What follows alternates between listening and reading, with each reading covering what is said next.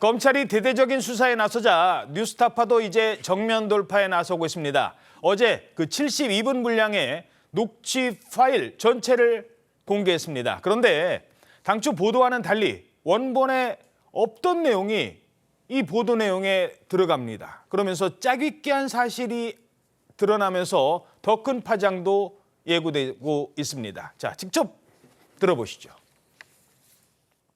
윤석열이가 네가 조우영이야 이러면서 윤석열한테서 윤석열이가 보냈단 말이야? 그럼 그가 커피 뭐 하면서 뭐 몇 가지를 했더니 보내주더래. 그래서 사건이 없어졌어. 조용은 가가지고 하고 커피 한잔 마시고 온 거야? 아니면 윤석열하고 마시고 온 거야? 아니면 혼자 거기서 타주니까 직원들이 차 한 잔 어떻게 마시겠어. 갖다 놨는데 못 마시고 나온 거지. 자, 뉴스타파가 최초 보도한 인터뷰와 어제 공개된 원본 지금 두 가지를 다 비교해서 들어봤는데 뭐가 짜깁기 됐다는 의혹을 받고 있는 겁니까? 이게 이 당초의 뉴스타파 보도에는 부산저축은행 불법 대출 사건 주임 검사였던 윤석열 당시 후보가 이 대출 브로커 조우영 씨 사건을 무마해줬다 이런 취지로 보도가 됐었죠. 윤석열 검사가 무마해줬다. 예, 근데 커피도 타주고. 그렇죠. 이 말씀하신 대로 특히 이 조우영 씨가 윤석열 당시 검사와 커피를 마셨고 네가 조우형이야? 뭐 이런 질문들을 했다. 이걸 이제 윤석열 검사가 했다. 이런 취지로 돼 있었는데 실제 녹음 파일을 보니까 이 연관성이 빠져 있었던 겁니다. 실제 녹취에서는 신앙림 씨가 김만배 씨한테 윤석열하고 커피를 마셨다는 거야? 이렇게 물으니까 아니 혼자 이렇게 답을 하는 대목이 있고요. 계속 그러니까 그 신앙림 씨는 물어봐요. 그러니까 윤석열 거기 같이 마셨어. 계속 윤석열을 뭐 껴서 물어보는 거예요, 질문을. 앞뒤로 내용을 보면 꽤 장황하게 설명을 해가지고 이게 정확하게 누구랑 마셨다는 거냐에 대한 설명은 꽤 모호하게 얘기를 하거든요, 계속. 그래서 이제 신앙림 씨가 이렇게 누구랑 먹었다는 거냐 정확하게 물으니까 아니 혼자 이렇게 대답하는 부분이 있고 또 직원이 타줬다 이런 식의 답변도 들어 있었습니다. 그러니까 그 내용도 있는데 그런 건 빠진 거예요, 실제 네. 보도에서는. 뭐 이뿐만 아니라 뉴스타파가 보도한 인터뷰에서 김만배 씨는 당시 윤석열 검사가 부산저축은행 사건을 봐줬다는 취지로 이야기를 했습니다. 그런데 실제 대화에서는 조금 달랐습니다. 윤석열이를 데리고 있던 애지. 아니 데리고 있었기 때문에 통했지. 박영수 변호사 그 검사는 못 만나고 온 거야? 아니 검사를 만났는데 검사는 누구 검사 만나? 가 얼거놓지 않고 그냥 봐줬지. 자, 여기서는 윤석열이 아니라 박 검사다라고까지 또 김만배 씨가 얘기를 했거든요.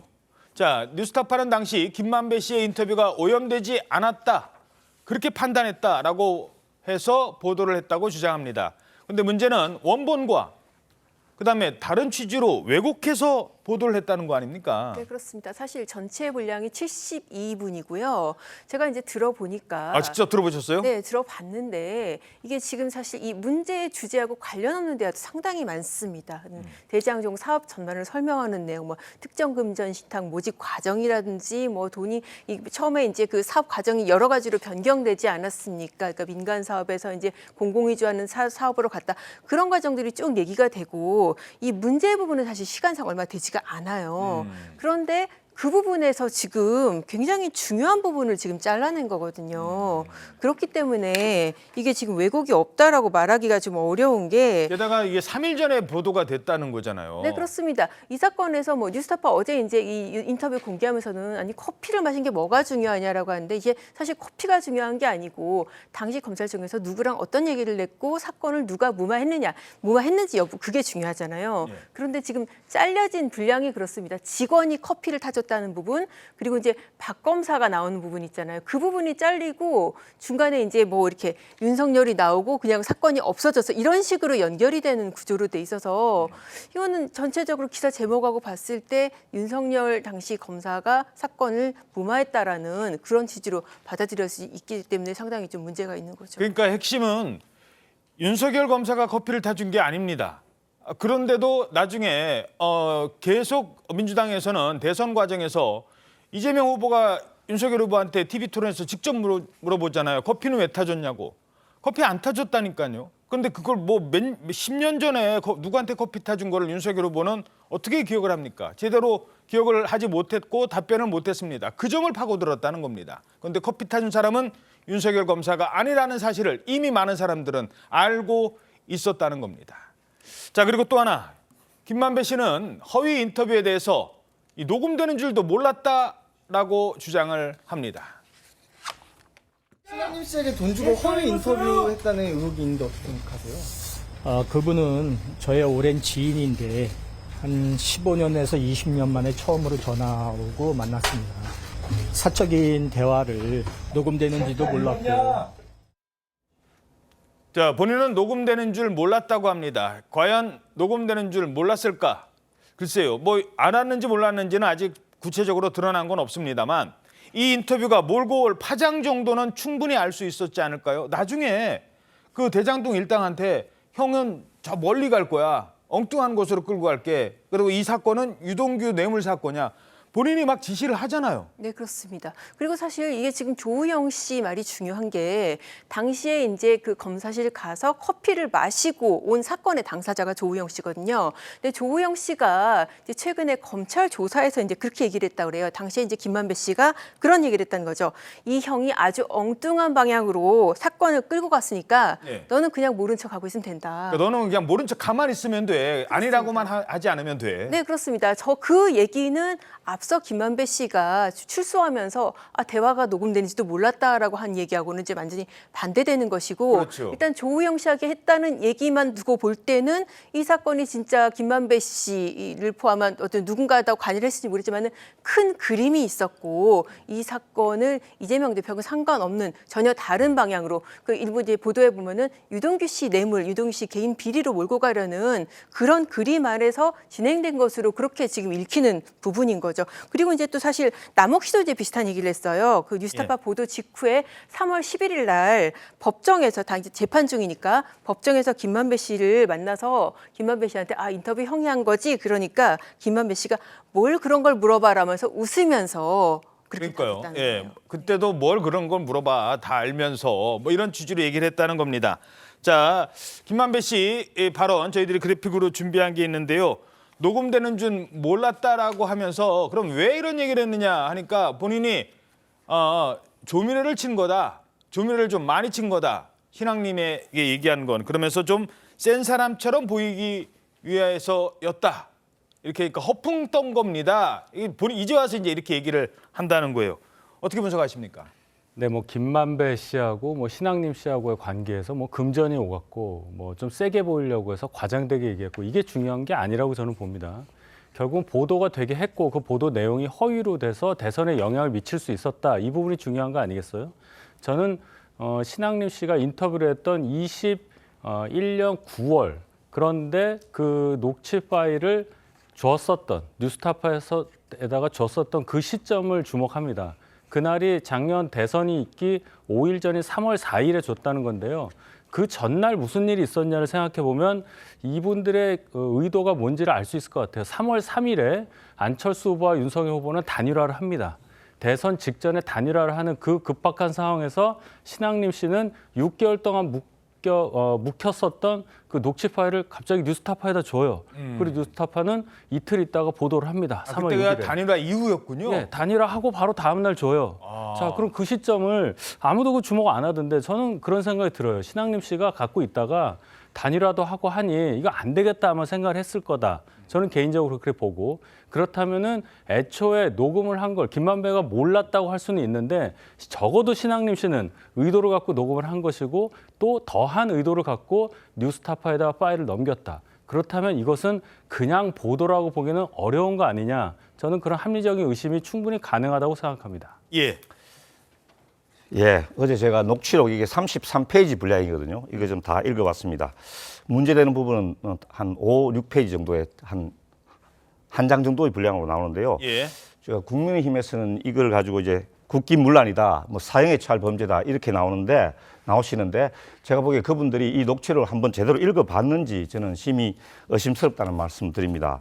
지금 국민들이 의아하게 생각하고 있는 것은 제가 보기에 한 3가지 같아요. 예. 그 인터뷰하고 왜 보도 시점하고 다르냐? 근데 저는 이걸 이제 인터뷰라고 보지 않는 거죠. 이게 보면은 카페에서 어떤 고도의 무슨 어떤 목적을 가지고 사전에 조율된 인터뷰라면 카페에서 했겠느냐. 둘째, 계속 전화가 도중에 막 전화가 걸려오고 김만배 씨가 계속 그것을 받습니다. 그러면서 사적 이야기를 엄청 합니다. 그리고 지금 방금 기자님께서 말씀하셨다시피 대부분의 분량은 뭐냐면 이 대장동 사업이 어떻게 전개된 과정, 그리고 자금 조달한 과정, 이게 주고 윤석열 대통령이 관련된 부분은 극히 짧은 분량이다 이거죠. 예, 그리고 또 대선 50일 전에는 이미 그때는 뭐 후보의 향방이 결정되지도 않은 상황에서 우리가 만약에 민주당이 윤석열 대표를 기장해가지고 이런 인터뷰를 기획했다. 저는 이거는 이제 맞지 않다고 보고 있습니다. 두 번째로 이제 1억 6,500만 원의 책값이 건너갔다. 이 부분은 좀 국민들이 많이 의아하실 것 같아요. 그런데 제가 지금 생각해 보면은 이 김만배라는 분이 굉장히 통이 크고 돈을 잘 쓰지 않습니까? 곽상도 전 의원의 아들에게 평범한 청년인데 퇴직금 명목으로 50억을 줬습니다. 그리고 수많은 기자들 또 여러분들한테도 수천만 원씩 수억씩 준 지금 그게 문제가 된 그런 사례가 있지 않습니까? 물론 저는 국민의 눈높이에는 맞지 않지만은 김만배의 그 스케일이라면 충분히 이것도 가능하다. 자, 제일 핵심이 되는 부분은 뭐냐면 이게 허위 보도라는 건데요. 허위 보도. 근데 제가 보기에 뉴스타파에서는 그대로 보도를 했는데 그대로 인터뷰 원문을 공개를 했는데 일부 언론에서 이것을 이제 보도하면서 조금 해석을 달리하거나 각색을 했다. 이건 충분히 있을 수가 있는 이야기입니다. 근데 핵심은 뭐냐 하면은 조우형이 커피를 얻어먹은 검사가 윤석열이 아니라는 건 맞아요. 그리고 박모 검사가 이제 뭐 했다는 것이고 결국에는 사건을 무혐의 처리했지 않습니까? 그런데 중요한 것은 뭐냐 하면은 무혐의 처리할 때 박모 검사가 무혐의 처리했는데 거기 직속 상사가 윤석열 당시 대검 중수부 이과장이었다. 이게 틀림없는 사건이 사실이고 또 박영수가 조우영의 변호인이었는데 조우영이 이제 박영수가 윤석열 검사하고의 어떤 각별한 관계가 있었다. 그렇기 때문에 부산저축은행의 1,155억 불법 대출에 대해서 그것을 무혐의한 것, 거기에 윤석열 대통령이 관계가 없다고 볼 수는 없다. 저는 이렇게 보는 거죠. 예, 알겠습니다. 짧게 하나만 제가 궁금해서 이거는. 예. 그 김만배 씨가 스케일이 커서 책도 막 1억 5천짜리 한 권당 5천만 원, 세 권에 1억 5천 이렇게 사줬다고 하는데 그 하나만 네. 그러면 김만배 씨가 그 책 말고 다른 책도 1억 5천 주고 산 책이 혹시 있는지 아십니까? 그거는 모르겠습니다. 그만큼 저는 근데 그 책값으로 한 권당 5천 원이 아니고 책을 쓴 그 노고 자기하고 친하고 아끼던 분이 책을 썼다는 거기에 대한 인정이나 뭐 어떤 그런 걸 격려 뭐 격려 저는 차원이다. 후원 이런 차원으로 이해하고 있습니다. 예, 알겠습니다. 자, 검찰이 김만배 씨 인터뷰가 기획됐다고 의심하는 이유 중 하나가 바로 지금 전해드린 책값입니다. 1억 6,500만 원. 1억 5천인데 부가세까지 받아요. 그래서 1,500만 원의 부가세 포함 1억 6,500만 원의 성격입니다. 책은 책인데 책의 모양을 띈 데이터베이스입니다. 원칙적으로는 1억 5천 이상을 받아야 되는 데이터베이스죠. 그럼 계약서에는 왜 3월로 기재가 되어 있는 거예요? 계약 시점이? 김만배 씨가 무슨 이유인지 모르는데 그렇게 하자고 그래서 저는 이유를 묻지 않고 그렇게 했습니다. 실제로 그 책을 사시고 1억 6,500만 원을 주신 건 맞으세요? 예, 그분이 굉장히 언론인으로서도 뛰어난 분이고 그런데 그분의 평생 업적이라고 생각합니다. 그 책이. 그래서 거의 예술적 작품으로 치면은 그 정도 가치가 있다고 생각을 해서 그래서 제가 그 책을 산 겁니다. 예, 예술적 작품에 가치가 있다고 했거든요. 우리가 1억 5천짜리 아마 그림을 사면 그걸 어디다 둘까요? 아마 집 안에 제일 잘 보이는 곳에 손님들 오면은 제일 자랑하고 싶은 곳에 야, 저 그림 내가 저렇게 주고 산 거야라고 할 텐데 김만배 씨 그 책은 어디 있는지 검찰이 가봤더니 사무실 어딘가에 그냥 있었다고요? 네, 이게 이 검찰이 최근에 이 사무실을 압수수색하면서 드러나게 된 건데요. 화천대유 사무실을 압수수색했더니 이 자리에 신학림 전 위원장의 책 3권이 있었다는 겁니다. 그런데 이 한 권당 5천만 원이 넘는 고가의 서적인데 별도 책장이나 지금 뭐 말씀하신 대로 금고에 넣어놓는다거나 뭐 잘 보이는 곳에 둔다거나 이렇게 한 게 아니라 사무실 어디인 곳인가 널브러져 있었던 것을 검찰이 발견했다는 겁니다. 검찰의 표현은 뭐 널브러져 있다, 방치되다시피 했다. 있습니다. 네, 이 화천대유 직원들도 그런 책이 있었는지 몰랐다. 그게 정말 중요한 책이냐 이런 반응을 보였다고 하는데 이 김 씨가 7일 출소하면서 신 전 위원장이 평생 업적으로 예술적인 가치가 있다고 판단해서 세 권에 무려 1억 6천만 원을 지불했다. 이렇게 말한 것과는 다소 차이가 있는 대목입니다. 예. 자, 그리고 또 하나가 이제 두 사람이 15년 만에 만났습니다라고 김만배 씨가 주장을 했잖아요. 근데 요것도 조금 의심할 만한 정황이 저희 TV조선 취재기자가 봤더니 사무실에 잠시 드나거렸다는 뭐 그런 정황도 있었다고 하더라고요. 네, 그렇습니다. 지금 이제 두 사람이 만나서 인터뷰를 한 게 2021년 9월 15일이고 김만배 씨의 주장에 따르면은 두 사람이 같은 계열사의 그 언론사 선후배로서 서로 이제 뭐 지인들을 통해서 어렵게 연락해서 되게 오랜만에 만난 것처럼 이제 그렇게 얘기를 했는데 그보다 앞서서 지금 이제 김만배 씨가 신학림 씨에 대해서 좀 다른 얘기를 한 내용이 확보가 됐다는 거예요. 뭐냐면은 신학림 위원장을 당시 언론노조 위원장 언론노조 위원장 중심으로 해서 언론재단을 만들어서 내 영향력을 행사하겠다. 그런 얘기를 했다는 것이죠. 그 재단을 맡기겠다고 했거든요. 그렇습니다. 15년 만에 만난 사람한테. 그렇습니다. 거기에다가 그 재단의 규모가 뭐 100억 원 규모다 이제 그런 얘기까지 나오고 그 얘기를 둘이 15년 만에 만나 2021년 9월보다 6개월 전에 이제 그런 얘기를 했다는 것은 그 전에 그 부분에 대해서 두 사람 간에 충분한 교감이 있고 논의가 있었던 것이 아닌가. 그러면 이게 오랜만에 만났다는 얘기가 거짓말 아닌가 그런 의심이 나오는 거죠. 예, 이 부분은 어떻게 분석하십니까? 두 사람이 뭐 15년 만에 뭐 6개월 시차를 두고 만난 거는 맞는 것 같아요. 그러면 그 이전에 6개월 전에 만나서 뭐 언론재단 얘기도 하고 했다는 얘기는 결국 제가 볼 때는 김만배 씨가 신학림이라는 아주 오래전에 인연이 있었던 전직 언론인을 뭔가 의도를 갖고 활용하려는 생각을 갖고 만난 거라고 저는 봐야 된다 이렇게 보고 뭐 15년, 20년 만에 만난 선배에게 무슨 이분이 예술인도 아닌데 무슨 예술적 가치를 인정을 해서 돈을 1억 5천을 줍니까? 그 얘기부터가 아마 국민들이 이해하시기 어려울 거예요. 그 책에 뭐 어떤 대단한 내용이 있는지는 몰라도 그런 식으로 가장을 하면서 본인의 의도를 아주 교묘하게 행사하게 그래서 뭔가 실행되게 하는 여러 가지 얘기들을 두 사람은 충분히 했을 것이다. 그런데 그 과정에서 제가 아까 말씀드린 그 녹취 파일을 옮겼던 그 시점이라든지 또 신학림 씨가 지금 해명하는 이 부분 두 사람의 그 15년 만에 만났던 여러 가지 것들 이것이 석연치 않기 때문에 김만배 씨가 가지고 있던 여러 가지 생각들에 대해서는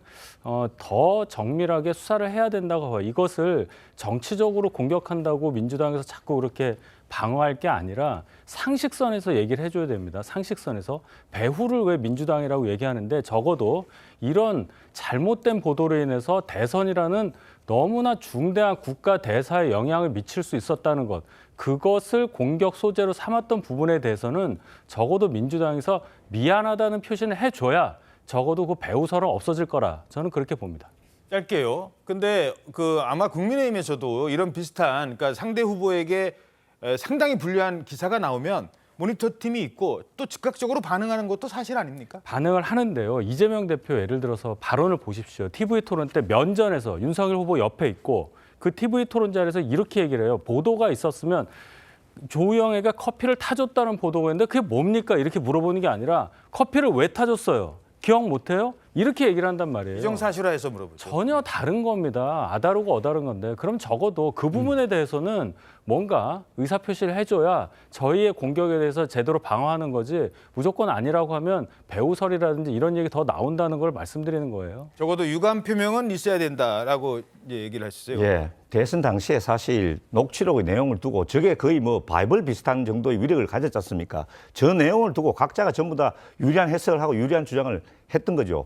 민주당이 지금 잘못한 게 없는데 뭐 어떻게 유감 표명을 하겠습니까? 지금 김만배 씨가 이제 1억 6,500만 원이라는 거금을 책값으로서 줬다. 저게 지금 뭐 문제가 되고 있고 저도 이제 조금 이해할 수 없는 부분이 있지만은 저도 이제 출판 기념회를 해보면은 책 한 권을 사가면서 이제 사실은 뭐 훨씬 더 경제적 가치를 뛰어넘는 금액을 이제 후원하는 경우가 있거든요. 그건 후원이라고 생각합니다. 저는 예. 그렇게 생각하고 자 저런 내용을 두고 저도 좀 한마디 안 할 수 없는 것이 저 지금 언론이 이제 약간 조금 팩트와 다르게 약간 취사 선택을 한 것은 분명해 보입니다. 몇몇 언론사가. 그런데 저기다 대고 이제 검찰에서 이제까지 한 10여 년 만에 이제 언론 저기에 대해서 특별조사팀을 검사하고 수사 인력 10여 명으로 꾸렸다고 하고 진상조사팀을 당에서 꾸렸다고 하고 이제 방통위에서는 방송사에 대해서 팩트 체크를 제대로 하는지 이걸 또 한번 감사해 보겠다고 하고 기자들 6명을 고발했지 않습니까?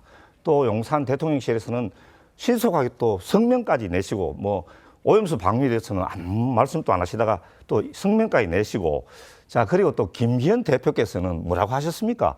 지금 국기문란이자 사형에 처할 반역죄라고 했지 않습니까? 어떻게 판사를 지내신 분이 죄형 법정주의도 모르십니까? 설사 저게 크게 문제가 된다 하더라도 저건 한 명예훼손 정도 저렇게 된다고 보는데 저기에다가 대고 사형죄. 지금 안 그래도 언론의 자유가 위축되고 표현의 자유가 위축된다는 그런 우려가 지금 계속 커지고 있는데 이제 국민들은 이제 언론이나 뭐 표현의 자유 이거는 뭐 고사하고 이제 신체의 자유나 생명의 자유까지도 뭐 걱정해야 될 우리나라가 정말 뭐 이렇게 해도 되는 겁니까? 저는 그 점에 대해서 대단히 유감스럽게 생각합니다. 제가 한 말씀만 드릴게요. 그렇게 말씀하시면은 자꾸 더 의심을 하게 된다니까요. 이러한 잘못된 보도로 인해서 선거 결과에 영향을 미칠 수 있는 거는 민주당도 당할 수 있는 거예요. 이걸 여야 차원으로 보는 게 아니라 이런 보도가 나와서는 안 된다는 차원으로 접근을 하셔야지 이걸 자꾸 방어하려고 하시니까 저희가 자꾸 민주당에서 뭐가 있나 이런 생각 하게 되는 거예요. 이거는 민주당도 당할 수 있는 얘기라니까요. 아니 제가 방어를 하는 것이 아니고 방어를 하는 것이고 팩트를 지금 말씀드리지 않습니까? 지금 여당에서 너무 공격을 과하게 하니까 저희들도 거기에 대해서 대응을 할 수밖에 없는 것을 그걸 가지고 방어라고 하시면은 안 된다. 보도에 대해서 민주당을 공격하지 않았어요. 민주당을 공격한다고 느껴질 만한 뉘앙스를 고위 당직자들이 여러 가지 표현을 썼습니다. 예, 알겠습니다. 물론 뭐 민주당의 직접 연관성에 대해서는 아직 드러난 바 없다는 점 말씀드리죠. 그런데 한 가지 이와 비슷한 사건은요. 이재명 대표가 과거 성남시장 시절에도 있었습니다. 그때는 재선을 위한 선거였습니다. 제일 위축됐던 이슈는 형수 욕설 파문과 관련돼서 상대 후보 신영수 후보의 공격이었습니다. 그걸 막기 위해서 그때도 가짜 뉴스를 퍼뜨립니다. 동생이 기소되지 않았는데도 기소됐다고. 선거 하루 전에 이재명 대표는 그 당시 성남시장은 보도 직후에 2시간 만에 역시 비슷하게 이 기사를 인터넷에 올리고 상대 후보의 양심을 거론합니다. 근데 어떻게 됐죠? 이겼습니다. 그리고 이 문제는 상대 후보가 그 선거에서 진 상대 후보가 나중에 가서 이 법정에서 싸워서 이겨도 선거 결과를 바꿀 수 없었습니다. 언제 드러났습니까? 대장동 사건 이후에야 이 사건이 알려졌습니다. 그 당시에 그 어떤 행각이 있었는지를 그 기자는 1,000만 원 투자해서 120억을 벌었습니다. 나중에 문제가 된다면 누구도 피해가 될 수 있다는 선거 사범이라는 점에 대해서는 물론 이게 선거 사범인지는 아직 밝혀내야 됩니다만 그 점까지는 말씀을 드리죠. 자, 그래서 일단 검찰은 이게 일회성이 아닐 수도 있다. 이제 이 부분을 수사를 하는 거예요, 일단은. 네, 그렇습니다. 그래서 이제 어제 특별히 이제 그 대규모의 수사팀까지 지금 꾸린 거예요. 원래 이 사건은 지금 그 과거 특수 3부라고 하는 반부패사 3부에서 그 팀이 원래 대장동 수사팀이거든요. 거기에서 이제 그 지금 신학민 씨 압수수색을 하면서 이 사건이 지금 불거졌는데 이 사건의 크기가 이제 굉장히 크다. 그리고 사안이 중대하다라고 보고 그 방백신 부장검사 대장동 사건 계속 수사해 왔습니다. 원래 조국 전 장관 수사팀이기도 했었고요. 그래서 강백신 검사를 팀장으로 해가지고 그 휘하에 검사 10명까지 해서 대규모 수사팀을 꾸렸습니다. 예, 알겠습니다. 검찰 수사 결과는 좀 더 지켜보도록 하겠습니다.